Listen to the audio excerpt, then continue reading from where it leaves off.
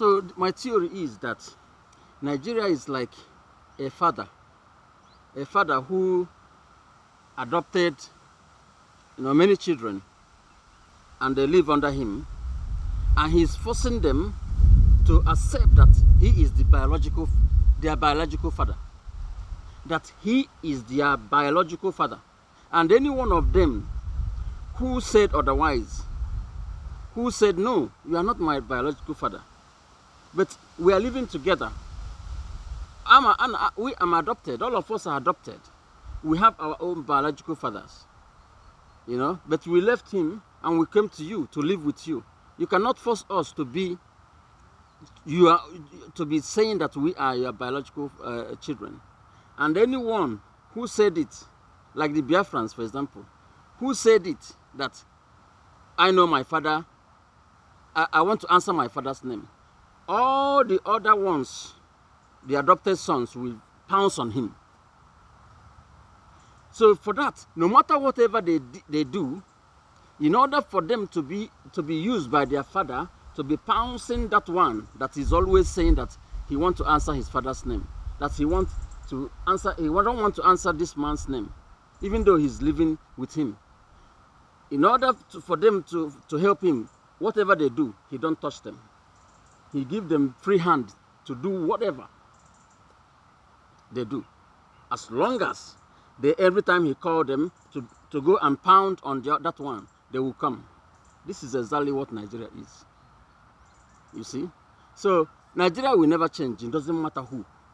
Even if it's P2B that everybody is clamoring, thinking that the others, it's like standing between the devil and the deep blue sea.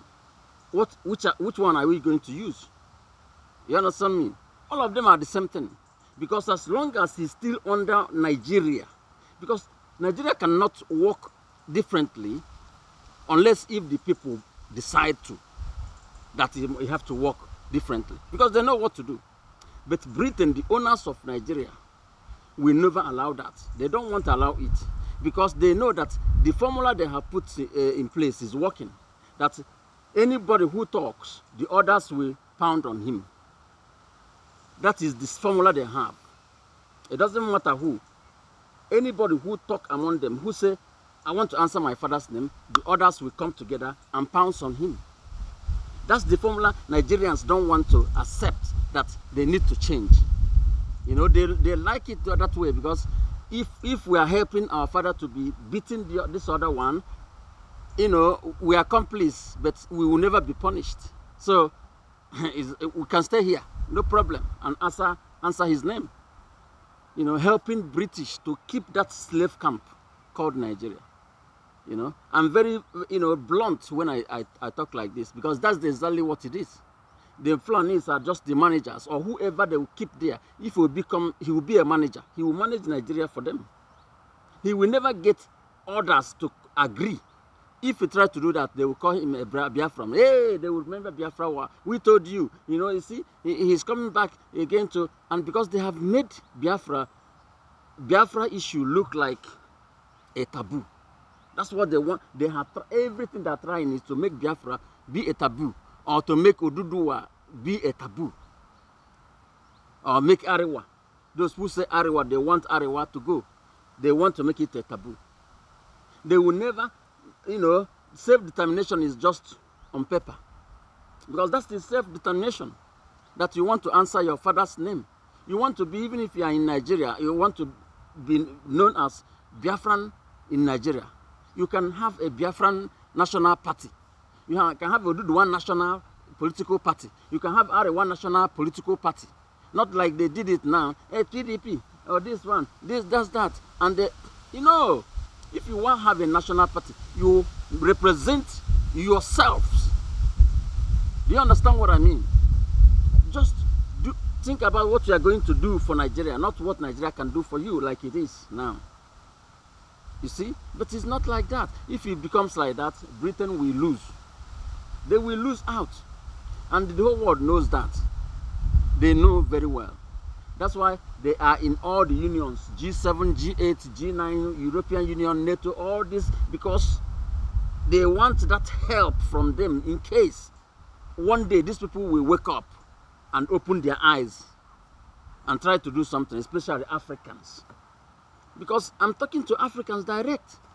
We must wake up somehow. We must wake up and answer our fathers' names. Do like America. Do like that Britain. Because a Welsh man will come and say, I'm Welsh, but I'm UK. I am Scottish, but I'm inside the UK. I'm English, but inside the UK.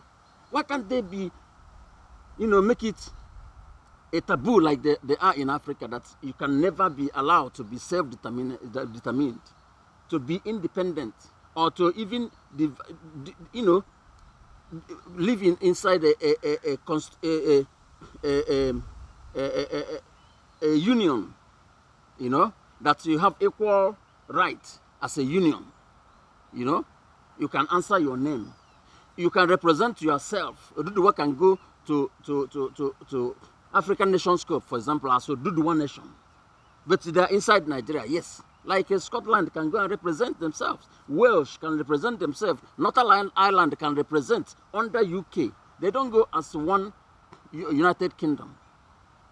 England go on their own, represent, even in the World Cup. Can you see how they make it? They recognize each other as different nations, but under one union. Why can't Africa be like that? Why should they refer to as tribes? Tribes. Do they say Scottish tribe or English tribe? No, they don't say it. English nation, Scottish nation, Welsh nation, Welsh, Why can't we wake up, Africans, and stop, hacking on each other, helping, the establishment, helping the British to, keep ourselves down? This issue of Mazi Nnamdi Kanu in Nigeria is not only about Mazi Nnamdi Kanu. It's about the Nigeria itself. What is this? And I listened to many analysts, lawyers, call themselves lawyers, in all the news channels they have already bought. They are not even saying, they know the truth, but to say it, they are afraid. Fear will not allow them to say it. Or maybe miseducation. How can't you see somebody coming out, Malami, coming out to tell you that he is discharged but not acquitted? Why is very clear. How can he be discharged and not acquitted? When you have committed a crime by going and extraordinarily rendition him from another country? That is the case you have to face first. Even if you want to try him again for all these trumped up charges, you have to go through the extraordinary rendition. Go through Britain and Kenya. This is where you will go to bring him to come and answer that question. Or you go and, you know what I mean? Or you don't want to do it because they know that this is a charade. After all, the Fulanis know what they are doing. If not, they could have allowed America to come and pick up Abba. They knew they have to, they have to allow America to, to take him because he committed that crime. They know he's guilty of that crime, but they go and use NDLEA to, take him on another crime, frame up crime in order to put him away. And they told America, see now he's in another case and we have already jailed him. But after care, if not, care is not taken, he is working for Nigeria from that prison he is. So he don't have anything to lose. So they know exactly what they are doing. Instead of, extraditing him to America, they will not do it. So they know what they are doing. So all of you who are helping them, perpetrate this evil, commit this crime, you have to know that what goes around comes around. You see what happened in NSAS? You see, they pick you whenever you are not, they want, and everybody's keeping quiet. They're killing the Igbos. Hey, one day they will be killing the Yorubas. Everybody do like this. Another time they will killing the Jukuns. Everybody do like that. The other time, they will be clean the thieves. Everybody do like that. Why can't all of you come together and say, you know what? Even if we want to be in this union, like everybody was saying, restructuring, where are they now? Where are they?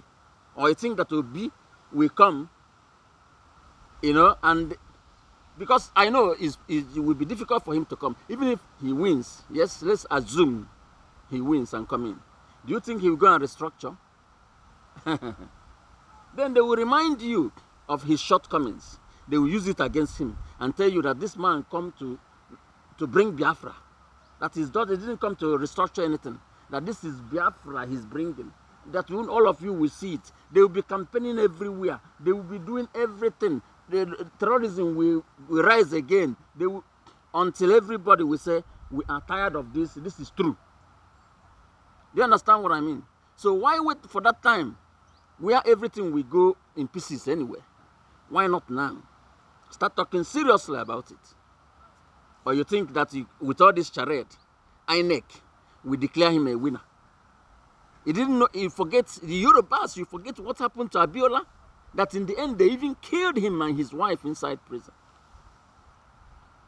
And you think that because your man is there, Tinubu is there, that everything will be okay. Yeah, it can be okay for a while, but maybe they give him 4 years, even if he goes there. You'll come back to square one.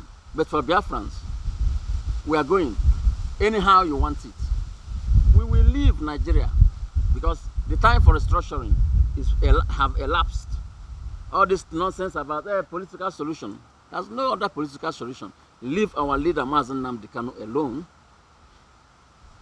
And if he commits crime, you try him on the crime. But for this one, it's not a crime. Self-determination is enshrined in the UN Charter, African Charter, Nigerian law, even Nigerian constitution is there. So why are you trying him for that? Using Trump-off charges, treason, this, that. Bring evidence. No, you are just keeping him as a trophy. Prolonging, every time you come to court, you don't even want to face that and go through with it. You are using your judges. You are using your court, to just hold him to ransom. And you'll keep on adjoining.